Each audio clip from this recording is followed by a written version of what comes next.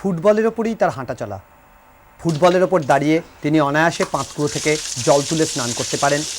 Football পায়ে হেলায় উঠতে পারেন সিঁড়ি ভেঙে। জনবহুল রাস্তা দিয়ে হেঁটে চলাটাও তার কাছে বাঁয়ে হাতকা খেল।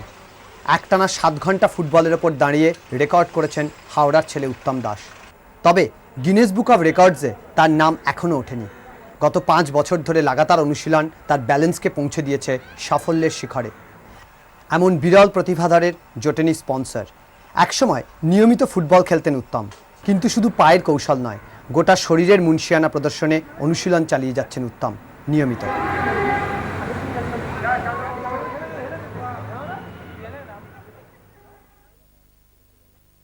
অ্যাকচুয়ালি ফুটবলার হওয়ার ইচ্ছে ছিল খুব আমার, কিন্তু সেটা হতে পারিনি। তবে ফুটবলকে নিয়েই স্বপ্ন রয়ে গেছে আমার। তো এটা আমি খেলার ছলে ফুটবলের উপর দাঁড়ানো শিখে গিয়েছিলাম। পরবর্তীকালে ওটা প্র্যাকটিসের মাধ্যমে রেগুলার 5-6 ঘন্টা প্র্যাকটিস করার পরে 5-6 ঘন্টা প্র্যাকটিস করার পর আমার বর্তমানে আমি এখন যা করতে পারি, ফুটবলের উপর দাঁড়িয়ে যাবতীয় কাজকর্ম দৈনন্দিন, যে খাওয়া দাওয়া, চান করা, সব কিছু আমি করতে পারি। স্পন্সর পেলে এই শারীরিক কসরতকে সম্পদ করে দেশে বিদেশে শো করতে চান উত্তম।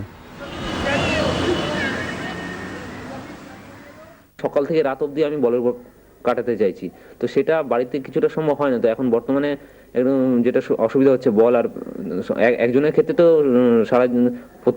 প্রতি বছর আমাকে বল দেওয়া তো সম্ভব নয় না সবসময়। আমার 1 মাস 2 মাস অন্তর অন্তর বল লাগে। হ্যাঁ, তো আমি চাইছি যে এই মুহূর্তে যদি স্পন্সর পাওয়া যায় অথবা কোনো সরকারি সাহায্য পাওয়া যায় প্র্যাকটিসের জন্য, কি বল, এগুলো হয় খুব সুবিধা হবে আমার পক্ষে। কারণ আমার নেক্সট টার্গেট যেটা আছে Guinness book of world record করা। স্পন্সরের অভাবে এরকম কত প্রতিভা অকালে ঝরে যায়, হারিয়ে যায় স্মৃতির অতলে। আমরা চাই উত্তম দাসের ক্ষেত্রে এমন কোনো অঘটন যেন না ঘটে। সরকার না হোক, কোনো স্বেচ্ছাসেবী সংস্থা বাড়িয়ে দিক সাহায্যের হাত। হাওড়া থেকে পার্থশ্রীর রিপোর্ট, খবর এখন।